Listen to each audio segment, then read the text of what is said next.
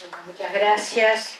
Sí, realmente yo estoy muy emocionada y quiero hacer algunos agradecimientos que por esa razón antes no llegué a hacer, porque agradecerle mucho a la decana de esta facultad, es decir, que ha abierto nuevos caminos. Realmente en la facultad nos encontramos con que se ha avanzado en términos de la pedagogía, en términos de la educación entre el campo pedagógico y las posturas políticas, que ahí estamos viviendo desde hace 4 años, desde comenzó la primera gestión de Graciela Mordade, cambios muy importantes. Y ella es la primer decana electa, ¿sí? Porque cuando yo fui decana, en realidad fue en el medio, ¿sí?, de una situación muy compleja. Fue más bien un tumulto de estudiantes y docentes el que me llevó al decanato, pero Graciela Mordade es la primera decana.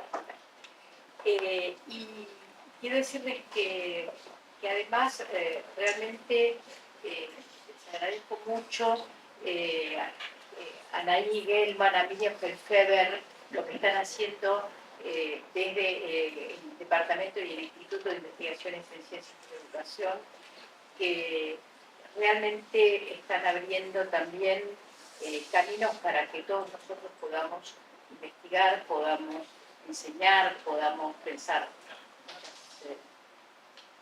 para adelante en este momento tan complicado. En este momento tan complicado y que al mismo tiempo nos convoca ¿sí?, a pensar en la historia, a hacer como un balance de lo que tenemos, no solamente de lo que perdimos, ¿no? Estamos muy acostumbrados a hacer balances de lo que perdimos. Y yo cuando me encontré con Oscar Jara recién, dije, es posible que sigamos después de tantos años. Puse una fecha que la voy a repetir porque acá muchos no habían nacido de veras. Y dije, bueno, pero, a ver, realmente hace muchos años que transita América Latina la educación pública. Es decir, hace muchos años que atraviesa situaciones tremendas en todos los países latinoamericanos.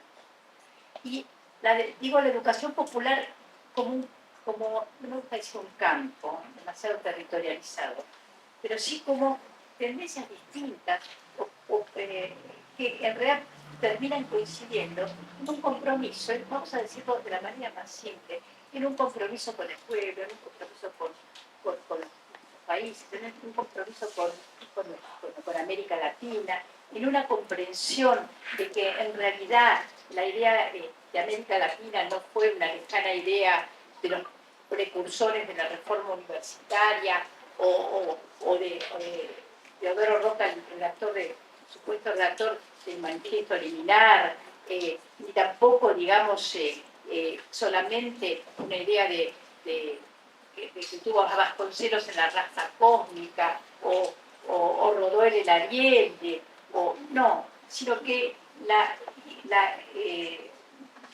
educación latinoamericana y América Latina, ¿sí?, tienen una consistencia que es histórica, que es social, que es política, ¿sí?, y que tiende a rearmarse, tiende a reorganizarse, ha tendido a reorganizarse y lo sigue haciendo muchas veces en la historia, ¿sí?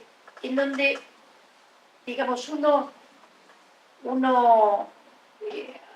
puede muchas veces perder de vista eso, ¿no? Sobre todo porque estamos bombardeados para que perdamos nuestra propia historia, para que no la recuperemos. Desde el hecho de que se retiren de muchísimos programas escolares y universitarios en América Latina, se retiren los programas de historia, de geografía, si no hay geopolítica, ¿no?, que se retiren, ¿no?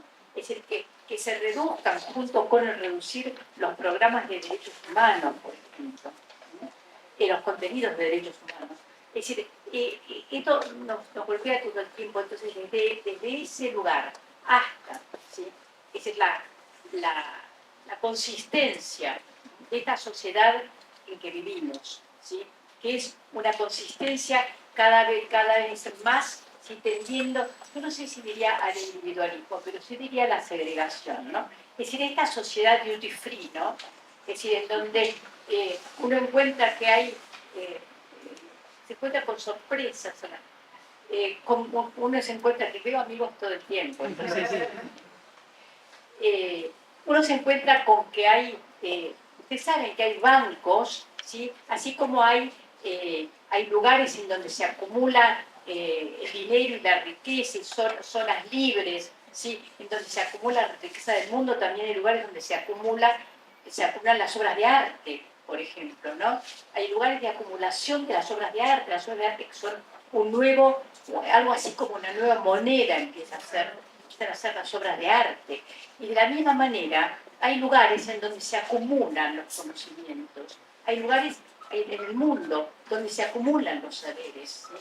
Claro, y después nos ordenan a todos, ¿sí? A través de nos evalúan, nos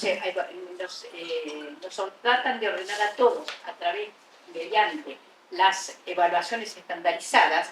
Me dudo porque nunca me acuerdo la palabra estandarizadas. No, obstáculo epistemológico. Las evaluaciones estandarizadas que tienen carácter performativo, es decir, que se producen y ordenan, que se producen y nos ponen en un ranking, ¿no es cierto? Arman una escala, y esa escala tiene relación con los lugares a donde se deposita un tipo u otro tipo de conocimiento, ¿sí? Ahora, claro, lo que ocurre no es, digamos, lo mismo, pero de alguna manera se parece bastante a ese momento, ¿sí? En el cual Julio César y dicen que también el califa Omar de Damasco, ¿no? Y otros más, quemaron la biblioteca de Alejandría, que la quemaron de a partes y a pedazos, no todas juntas un día, la fueron quemando de a partes y de a pedazos, y quemaron la historia. Y de alguna manera eso es lo que están tratando de hacer.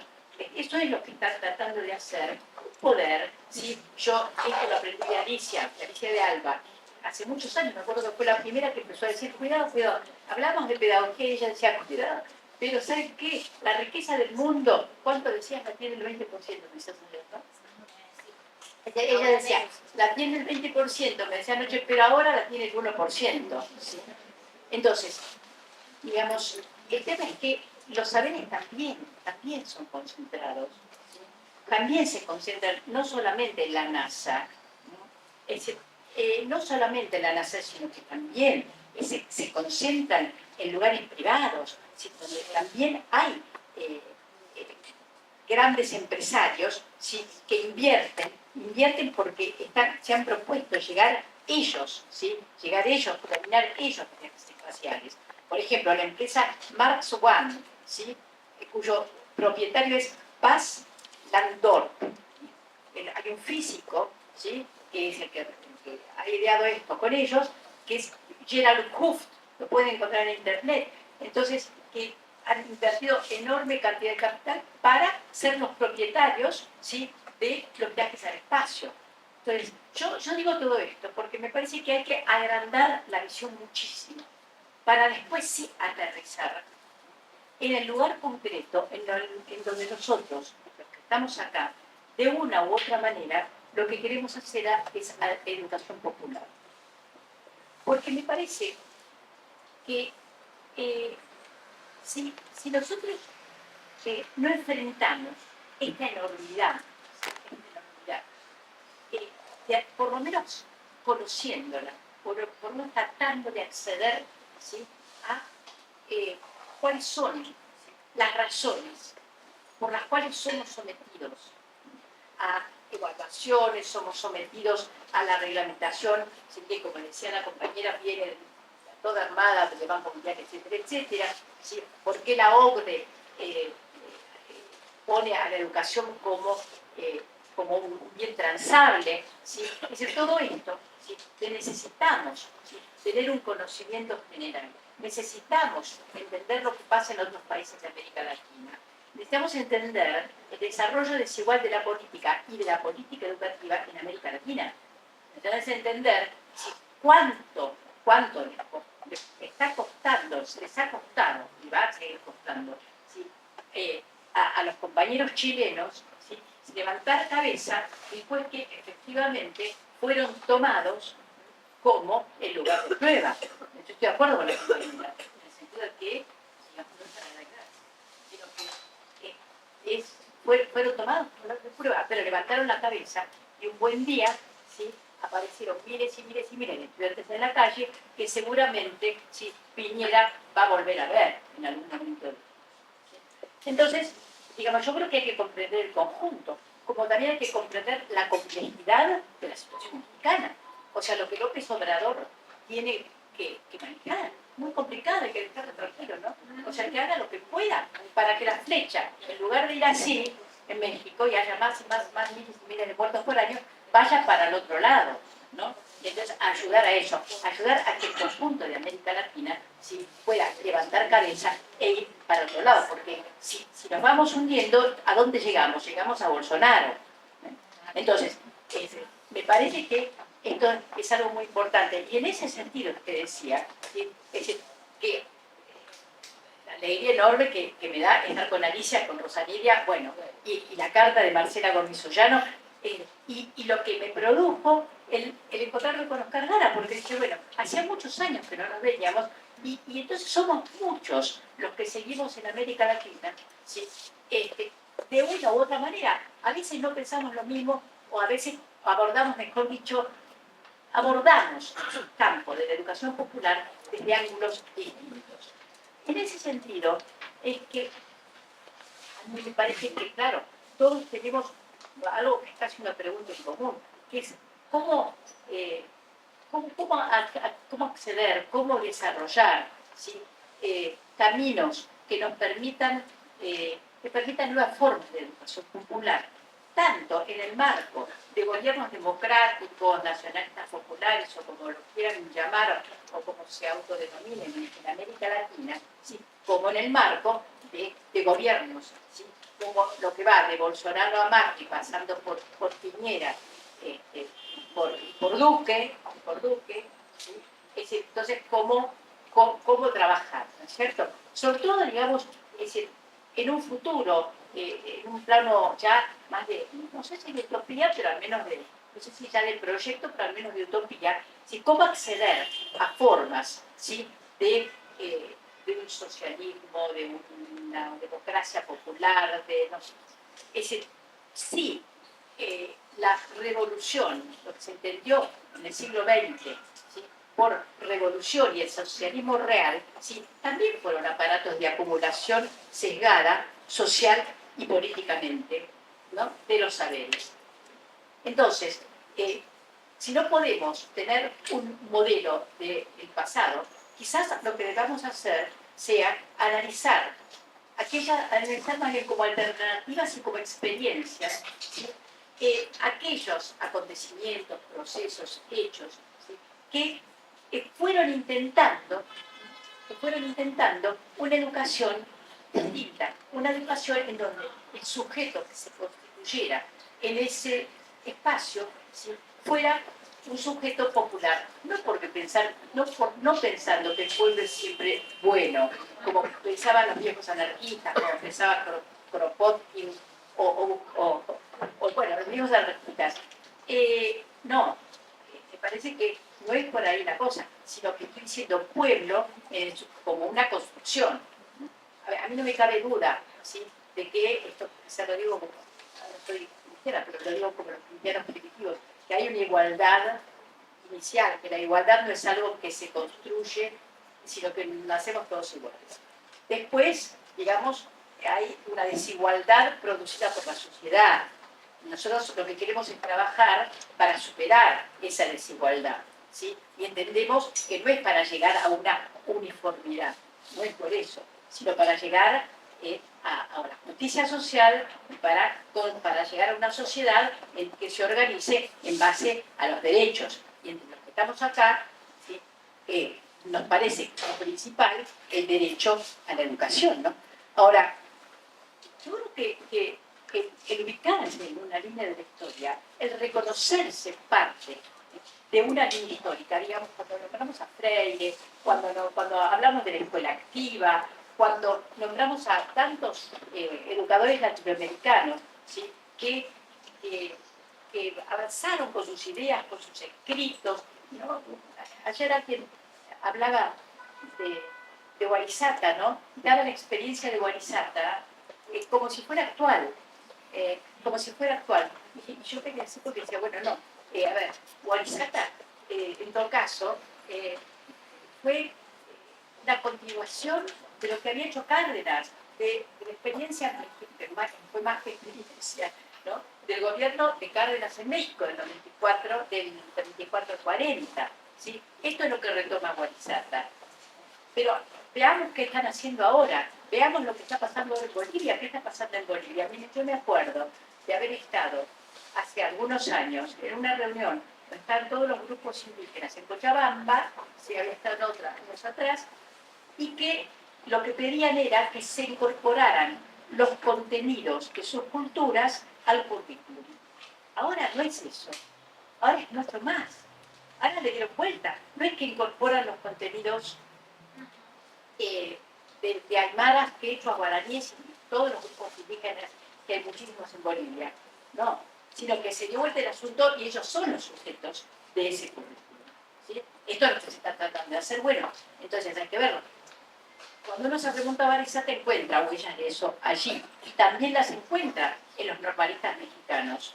También, como uno los encuentra hasta ahora en la lucha, ¿sí? De los docentes mexicanos en la CENTE, en la coordinadora, no en el centro, no en el sindicato, sino en la coordinadora. Es un sector importantísimo de la docencia mexicana, ¿no? Y que abrió un camino. Entonces, yo creo que esto es, digamos, en el fondo es una discusión sobre el sentido de la historia. Es una discusión sobre el sentido de la historia porque, digamos, todos fuimos, al menos mi generación y la siguiente, todos fuimos evolucionistas, todos desde el marxismo, desde posturas más positivistas, desde desarrollismo, todos pensamos que había una historia que seguro íbamos a llegar a, en términos kantianos, a la sociedad equilibrada, donde iba a haber ajustes, ¿no? Después, algunos creyeron realmente en la voluntad de los padres del neoliberalismo, entonces creyeron que von Mises, Hayek y demás, que habían dicho, bueno, por este camino de la libertad total vamos a llegar a, faltó que dijeran a lo que planteó Iván Illich, ¿no? Faltó que dijeran eso, pero casi, era otra cosa la que planteaba Illich, ¿no? Pero, digamos, también están los que plantean que la historia se repite, o sea, como si la historia fuera como una curvatura del tiempo sobre sí mismo, ¿no? Hay como si el tiempo se pudiera volver para atrás, ¿eh? Y caminar para atrás.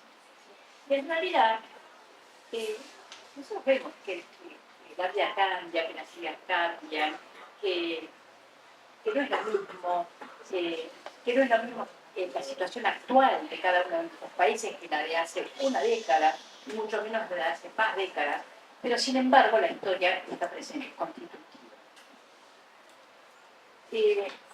Entonces, claro, hay una cosa que a veces uno piensa habría que aprender del capitalismo, que es la serenidad de la esperanza, ¿no? O sea, como los tiempos peregrinos que llegaron a Nueva Inglaterra y que infundieron una esperanza tal y una fuerza tal que hasta ahora, ¿sí? Es decir, gran parte, no todos, pero gran parte de los norteamericanos se creen que son los hermanos mayores y que están llamados, ¿sí? A ordenar el mundo, intereses de acumulación mediante, ¿no? Pero yo creo que recuperar la esperanza es muy importante, por eso ese libro de Freire es muy importante, ¿no? La pedagogía de la esperanza. Hagamos una pedagogía de la esperanza. Hagamos una pedagogía de recuperación de la historia. Ubiquémonos en una línea histórica. Es decir, escuchemos las diversas formas de abordar el tema de la educación popular. La educación popular en su conjunto, lo que pasa dentro de nuestras aulas, ¿sí? Lo que pasa en ese espacio que se abrió, que es la educación social.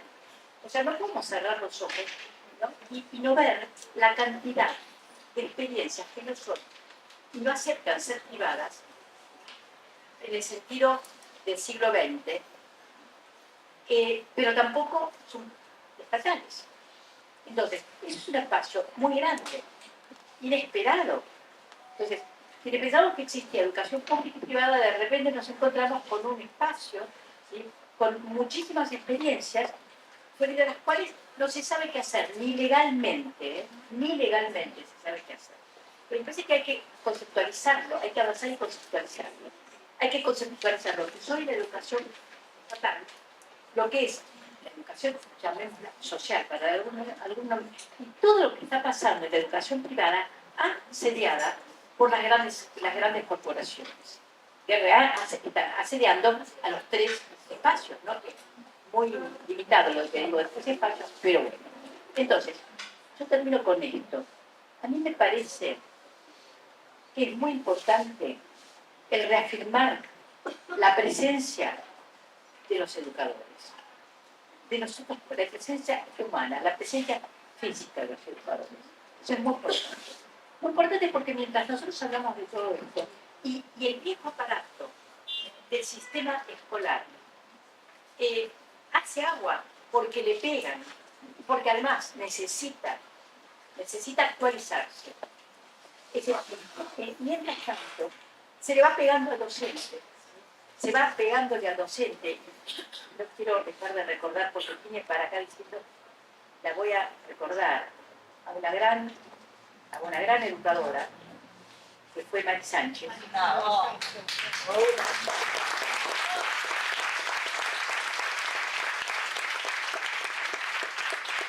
Y me acuerdo que en los últimos años de Mari, ella estaba furiosa por el tema de las plataformas. Había entendido que las plataformas eran el mayor competidor de los educadores. Y ella se puso a trabajar en educación popular en la provincia de Buenos Aires, armó una cosa enorme, armó una cosa maravillosa, ¿sí?, trabajando con la gente, llevando la escuela secundaria a las casas de la gente. Entonces, yo siempre me acuerdo esa fuerza enorme de Mari, de ir para adelante, de decir con los compañeros, si vamos con los compañeros podemos, y en definitiva, ¿sí?, de tener una esperanza politizada, una esperanza profundamente politizada. Así que muchas gracias a todos. Quiero decirles que estoy muy contenta. Esto es muy lindo.